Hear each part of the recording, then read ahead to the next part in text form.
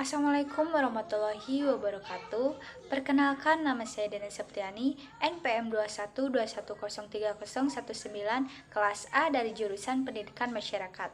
Di sini saya akan mempresentasikan makalah yang telah saya buat untuk memenuhi salah satu tugas bahasa Indonesia.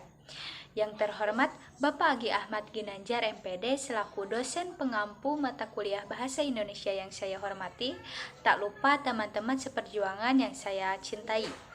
Puji syukur atas nikmat yang Tuhan limpahkan sehingga saya dapat berkesempatan mempresentasikan makalah yang telah saya buat. Makalah ini berjudul Rendahnya Kesadaran Masyarakat Pelosok Desa akan Pendidikan.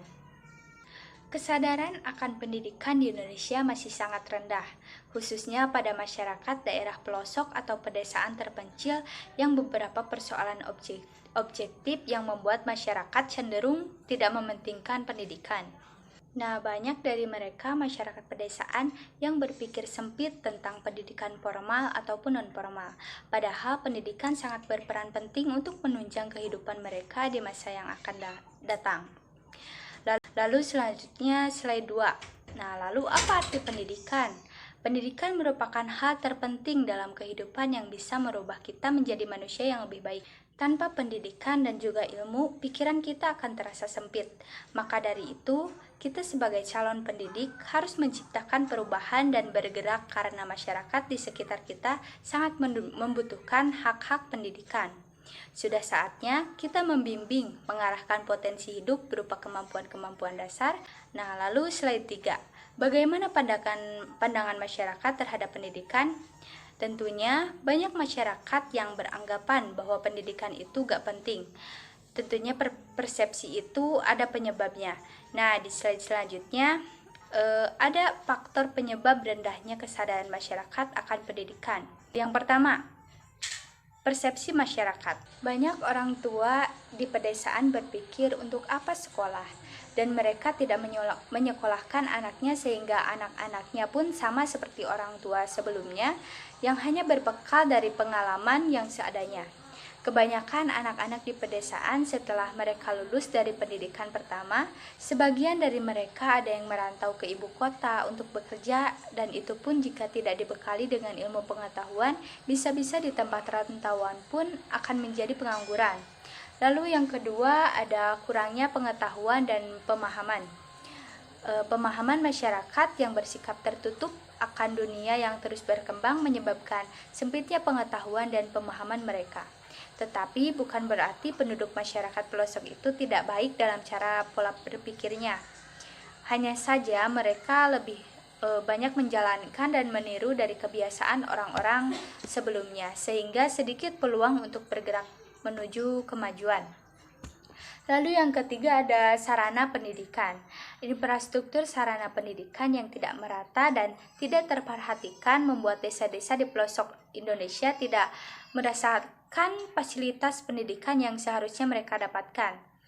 Hal ini tentunya menurunkan semangat mereka dalam menuntut ilmu dan mengenyam pendidikan. Lalu yang keempat ada faktor lingkungan. Nah, biasanya bila seorang tumbuh dan berkembang di lingkungan yang baik, maka pengaruhnya juga akan ikut baik. Tetapi sebaliknya, pengaruh buruk dari lingkungan juga merupakan kebiasaan yang mudah tertular. Oleh karena itu, perlu kita perhatikan kondisi lingkungan di suatu daerah yang tertinggal akan pendidikannya. Lalu yang kelima ada faktor ekonomi. Faktor ekonomi ini bukan hanya di daerah pedesaan, kadang juga di kota-kota. Di kota-kota, faktor ekonomi ini sangatlah menghambat semangat kita buat belajar. Nah, bunyi pasal 31 ayat 1 kan setiap warga negara berhak mendapatkan pendidikan. Oleh karena itu, pendidikan menjadi tolak ukur yang dapat menentukan bagaimana negara ini ke depannya, dan mau jadi apa negara ini tergantung dari generasi penerusnya. Akan tetapi, kewajiban warga negara untuk menempuh jenjang pendidikan yang layak terhambat dengan masalah biaya pendidikan. Tetapi sekarang juga banyak program beasiswa dari pemerintah, nah asalkan kitanya ada kemauan. Lalu yang terakhir ada rendahnya kualitas guru. Walaupun bukan satu-satunya faktor penentu dalam keberhasilan pendidikan, tetapi pengajaran merupakan titik sentral pendidikan sebagai cermin kualitas.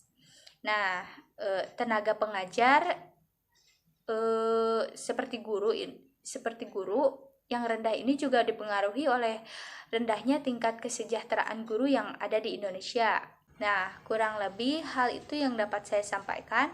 Pada kesempatan ini, mohon maaf apabila terdapat kesalahan. Semoga dengan perbaikan dalam bidang pendidikan bisa membawa Indonesia menjadi lebih maju dan tentunya lebih baik untuk kedepannya. Sekian dari saya. Wassalamualaikum warahmatullahi wabarakatuh.